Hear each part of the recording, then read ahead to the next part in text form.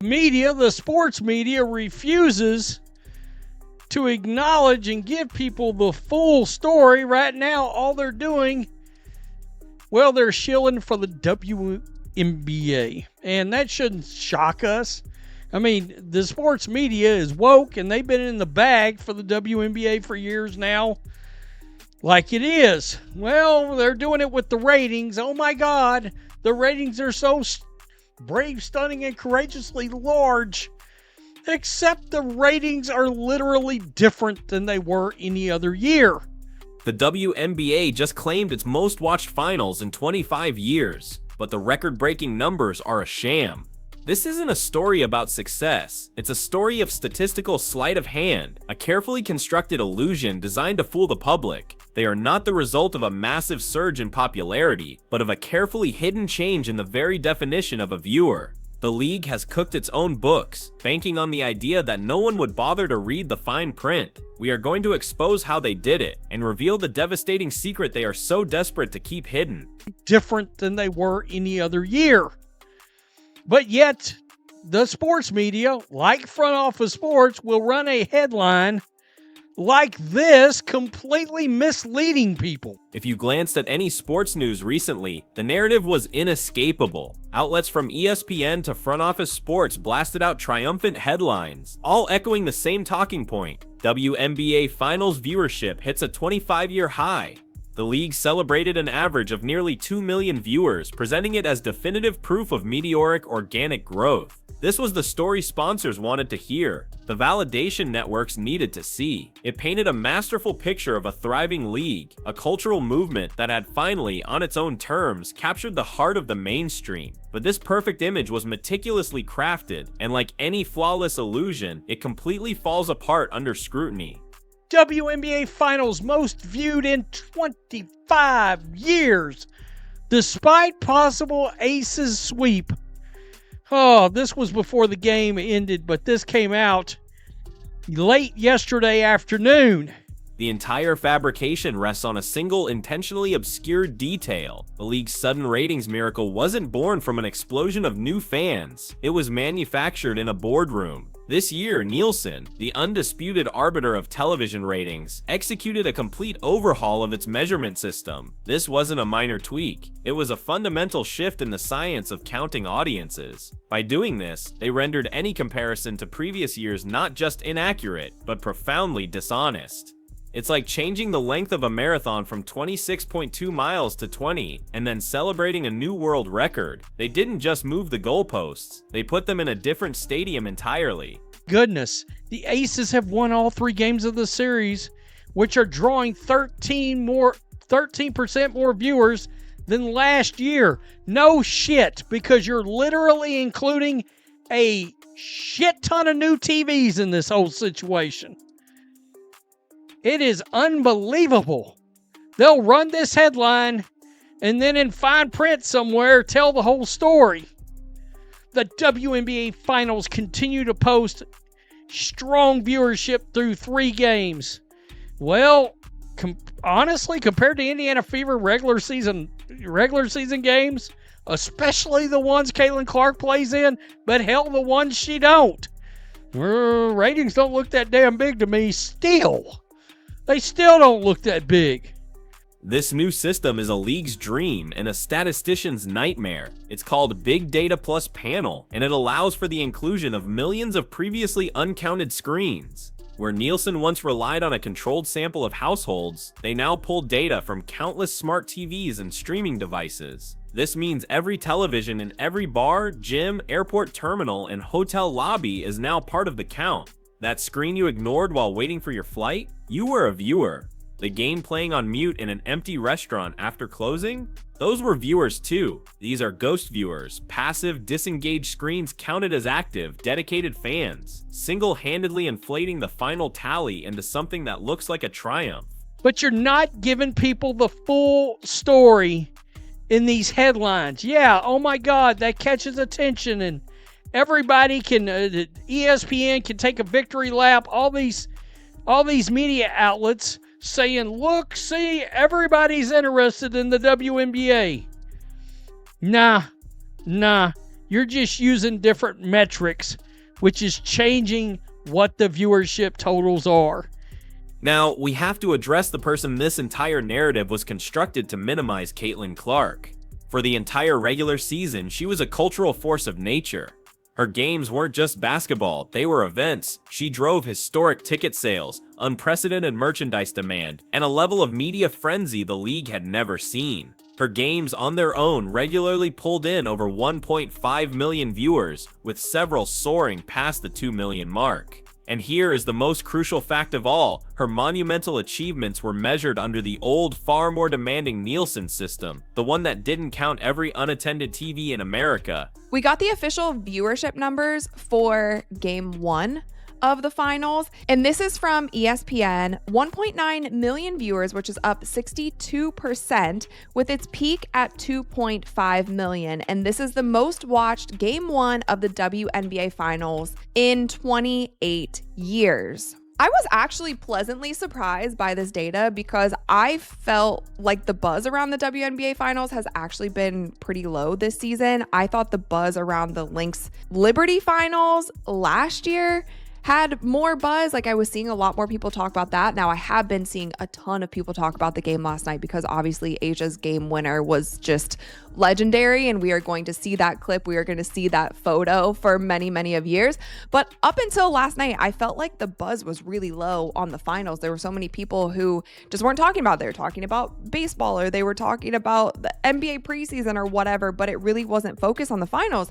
So when you see numbers like that, obviously those are great numbers, the best in 28 years. Another reason I was surprised by the numbers is because both games that were in Las Vegas actually weren't sold out, Game 1 and Game 2. And we also saw the ticket prices for those games. They were down to like $35. And then I believe the game last night was also down to like $10 per ticket. So it seemed like the demand for these WNBA finals had gone down a little bit, and both of the games in Vegas were not sold out. But I guess the TV numbers are still translating, so that's obviously a really good sign for the WNBA. Here is where the full scale of the deception is revealed. The finals, with its celebrated 1.9 million viewer average, needed the new hyperinflated system just to barely surpass the numbers Clark was putting up on a random Tuesday in July. It's a fraudulent comparison. If her regular season games had been measured with this new generous methodology, the numbers would have been astronomical, easily dwarfing anything the finals produced.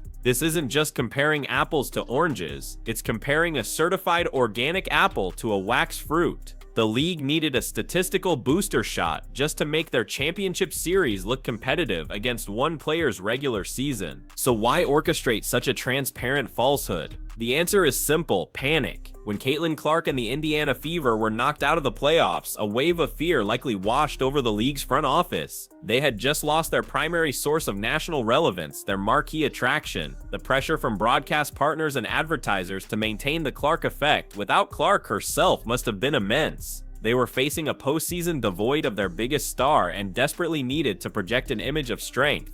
The new Nielsen system wasn't just a convenient tool, it was a lifeline they grabbed to keep from admitting how much they depended on a single rookie. But while the TV numbers were being artificially inflated, the real world told a very different story. Reports began to surface that directly contradicted the narrative of a league on fire. Both championship games hosted in Las Vegas failed to sell out their arenas. On secondary markets, ticket prices for the league's premier event cratered, with some seats being offered for a measly $10. This is the tangible, undeniable evidence of actual fan demand. How can a sporting event claim a historic television audience when you can't even fill the building and tickets are being sold for less than a stadium pretzel? It was the first and most obvious sign that the numbers were smoke and mirrors.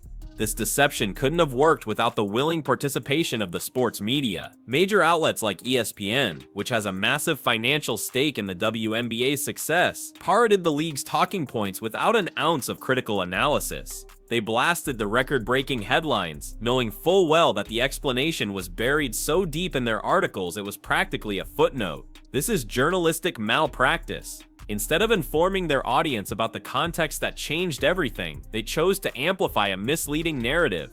They acted less like watchdogs and more like a PR agency, protecting their investment by selling a story they knew was fundamentally flawed.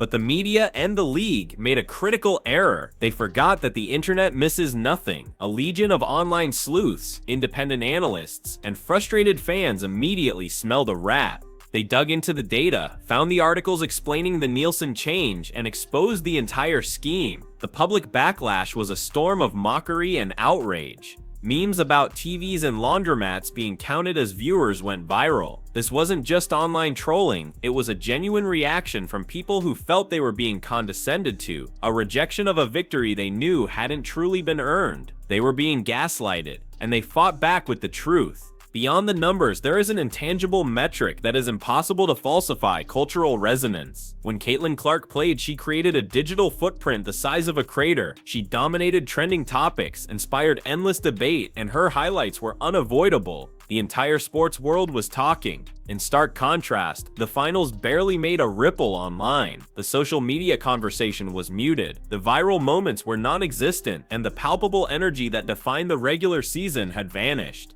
The league can manufacture a viewership number, but they cannot manufacture genuine excitement. That cultural currency is the true measure of relevance, and by that standard, the finals were a ghost town.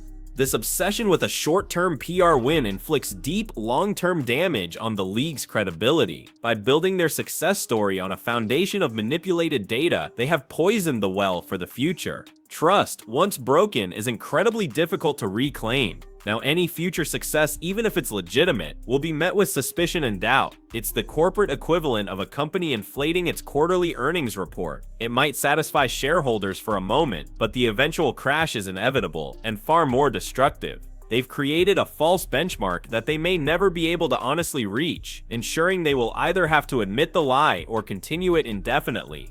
The supreme irony in all of this is that the league's clumsy attempt to prove its independence from Caitlin Clark has become the ultimate proof of her indispensability. In their frantic effort to write a narrative that said, "We are more than just one player," they accidentally authored the most compelling testament to her power. They had to fundamentally alter reality and change the rules of counting just to make a post-Clark world look remotely successful. It was a self-inflicted wound, a silent and desperate admission that the entire league, even in her absence, still revolves around her gravitational pull.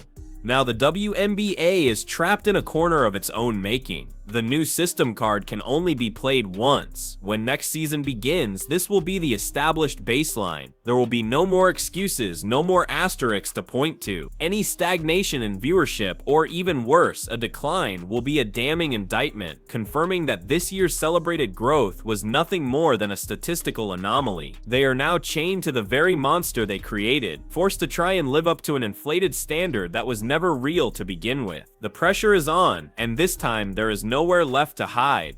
So there you have it, a story of fake ratings, a complicit media, and a league scrambling to conceal its most inconvenient truth. It is overwhelmingly dependent on a single player. They can manipulate spreadsheets and craft press releases, but they cannot replicate the authentic, culture-shifting excitement that she generates just by stepping onto a court. This wasn't just a misstep, it was a calculated decision to choose fiction over reality, and the consequences of that choice are only now beginning to unfold. Do not believe for a second that the players on the court are fooled by these headlines. They are the ones who see the empty seats in the upper decks and feel the difference in arena energy. They know when the world is watching and when it isn't. While the league office celebrates a manufactured record, the athletes themselves are likely aware that the postseason buzz was a shadow of what they witnessed during the regular season. This creates a silent rift, a front office desperate to sell a story of collective success, and the players who know that the real energy followed one specific individual. They may not say it publicly, but they are not naive.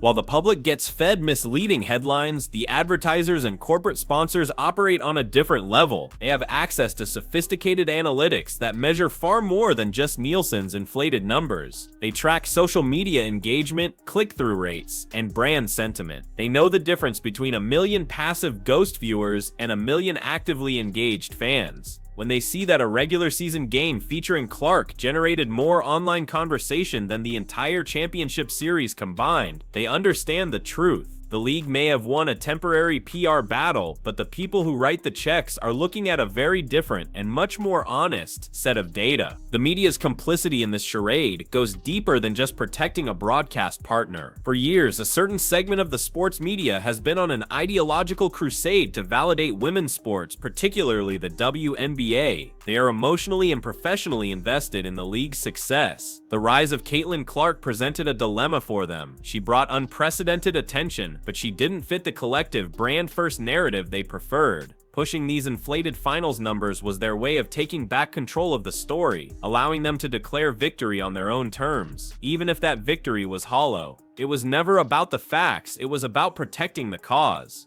Perhaps the most tragic casualty in this entire affair is the championship team itself, the Las Vegas Aces, and their superstar leader, Aja Wilson. The league's desperate attempt to create a post-Clark success story has completely overshadowed their legitimate on-court achievements. Instead of the conversation being about a historic dynasty and a dominant MVP, it's about the legitimacy of the ratings. In their quest to prove they didn't need one star, the WNBA inadvertently minimized the accomplishments of all the others. The champions deserved a week of praise. Instead, they became a footnote in a controversy about statistical manipulation. The league has now handed itself a poisoned chalice. They drank from the cup of record-breaking success, but now everything that follows will be tainted. Every future ratings report, every announcement of growth will be met with a healthy dose of public skepticism. They have traded their long-term credibility for a fleeting moment of positive press. This manufactured victory has created an environment of distrust. From now on, the burden of proof is on them to demonstrate that any success is real, a task made nearly impossible by the fact that they were the ones who broke the scale. Throughout this entire controversy, the silence from the top has been deafening. WNBA Commissioner Kathy Engelbert and other league executives have remained conspicuously quiet, allowing the flawed headlines to speak for them. This is not leadership, it is abdication. By refusing to address the context of the new Nielsen system, they implicitly endorse the deception. Their silence suggests one of two things. Either they are unaware of how deeply this has damaged their credibility, or they are fully aware and simply hope the controversy will blow over. Neither option inspires confidence in the league's direction. Imagine for a moment a different path. Imagine if the league had been honest. They could have said, while viewership for the finals didn't match the historic peaks of the Clark-driven regular season, our core audience still showed significant year-over-year growth. That would have been an honest, respectable, and believable narrative. It would have acknowledged reality while still highlighting genuine progress, but they didn't choose that path. They chose sensationalism over substance, a decision that reveals a deep-seated insecurity at the heart of the league. They had a chance to build on a foundation of trust. Instead, they built a house of cards on a bed of sand. And we all know what happens to a house of cards when the wind starts to blow.